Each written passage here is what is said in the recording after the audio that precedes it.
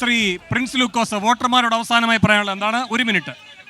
സഹകരിക്കണം, ദയവീത് സഹകരിക്കണം. അല്ലല്ല, അദ്ദേഹം പറയട്ടെ. ഈ പൊതു തെരഞ്ഞെടുപ്പിൽ നമ്മുടെ രാജ്യത്ത് ജാതിയുടെയും മതത്തിൻ്റെയും പേരിൽ ജനങ്ങൾ പട്ടണങ്ങളിലും നഗരങ്ങളിലുമെല്ലാം വേർതിരിക്കപ്പെടുന്ന കാഴ്ചയാണ്. ഇവിടെ പാലാപിതാവിന് സംരക്ഷണം ഒരുക്കിയവരെ കുറിച്ച് പറഞ്ഞപ്പോൾ ഇവിടെ പറഞ്ഞ മണിപ്പൂരിൽ 250 പള്ളികൾ അടിച്ചു തകർത്തിട്ട് അത് അവിടെ തിരിഞ്ഞു നോക്കാത്ത ഒരു പ്രധാനമന്ത്രിയിൽ എങ്ങനെയാണ് ന്യൂനപക്ഷങ്ങൾ വിശ്വാസം അർപ്പിക്കുക എന്ന ചോദ്യം പ്രസക്തമാണ്. ഇവിടെ ഈ പാർലമെന്റ് തെരഞ്ഞെടുപ്പിൽ കോട്ടയം പാർലമെന്റ് മണ്ഡലത്തിൽ NDA മുന്നണിക്ക് ഒരു പ്രാധാന്യവുമില്ല. അവർ 3-ാം സ്ഥാനത്താണ്. അവർ കെട്ടിവെച്ച കാശ് പിടിക്കാനാണ് മത്സരിക്കുന്നത്. അത് ആ വഴിക്ക് നമ്മൾ വിടുകയാണ്. ഇവിടെ മത്സരം UDF-ഉം LDF-ഉം തമ്മിലാണ്. ഈ മത്സരത്തിൽ ഇവിടെ കേരളത്തിൻ്റെ മുഖ്യമന്ത്രി നവകേരള സദസ്സുമായി വന്നു. സ്ഥലം MPക്ക് റബ്ബർ കർഷകന്റെ വിഷയം അവതരിപ്പിക്കാൻ പോലും കഴിയാത്ത രാഷ്ട്രീയ സാഹചര്യത്തിൽ അദ്ദേഹത്തിന്റെ മുന്നണിക്കും എങ്ങനെയാണ് ഇവിടുത്തെ ജനങ്ങൾ വോട്ട് ചെയ്യുന്നത്? ആ ചോദ്യത്തിൽ ശ്രീ ജോണി നെല്ലൂർ, ഒന്ന്, തെരഞ്ഞെടുപ്പിൻ്റെ രാഷ്ട്രീയ പ്രാധാന്യം നമുക്കറിയാം, ദേശീയ പ്രാധാന്യം അറിയാം. ഈ തെരഞ്ഞെടുപ്പ് പ്രിൻസ് ഇവിടെ സൂചിപ്പിച്ച ഒരു കാര്യത്തോടെ ഞാൻ യോജിക്കുകയാണ്. ഇത് UDF-ഉം LDF-ഉം തമ്മിലാണ്.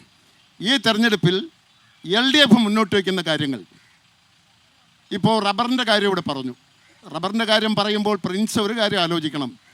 150 രൂപ മാത്രമുണ്ടായിരുന്ന റബ്ബർ സാമ്പത്തികമായി യാതൊരു വിധത്തിലും മുന്നോട്ട് പോകാൻ കഴിയാതെ വല്ലാതെ ബുദ്ധിമുട്ടുന്ന ഒരു ഗവൺമെന്റ്.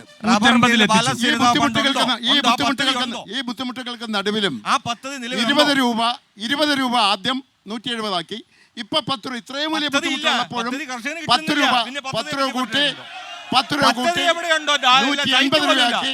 മാത്രമല്ല, ഫ്രണ്ട്സ് ഒന്ന് പത്രം വായിക്കാം, പത്രം വായിക്കട്ടെ.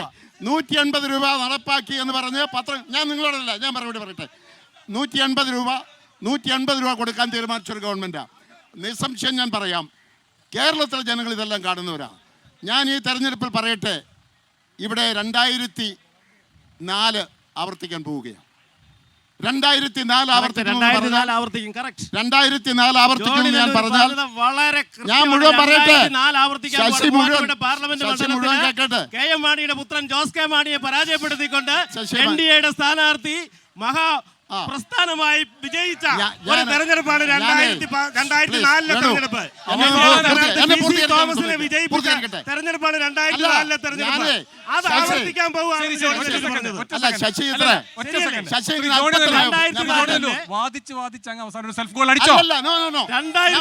തെരഞ്ഞെടുപ്പ് ആവർത്തിക്കാൻ പ്രഖ്യാപിച്ച ജോണി നെല്ലൂരിന് ഹൃദയം നിറഞ്ഞ അഭിവാദ്യങ്ങൾ NDAയുടെ. ഞാനത് ഏറ്റവും അംഗീകരിക്കുന്നു. ഞാൻ പറഞ്ഞോട്ടെ, അതായത് കാള പറ്റുമെന്ന് കേട്ടപ്പോൾ കയറെടുക്കുക. എന്താ ഞാൻ പറയുന്നത്, എന്താ ഞാൻ പറയാൻ പോകുന്നതെന്ന് മനസ്സിലാകണ്ടേ. 2004 LDF 18 സീറ്റുകൾ വിജയിച്ചു. കേരളത്തിൽ 18 സീറ്റാണ് LDF വിജയിച്ചത്. അത് ആവർത്തിക്കാൻ പോകുന്നതെന്നാണ് ഞാൻ പറഞ്ഞത്. അത് മനസ്സിലാക്കണം. ഇവിടെ NDA അക്കൗണ്ട് തുറന്നൊരു കാലം അതൊന്നും NDA ആയിരുന്നില്ല.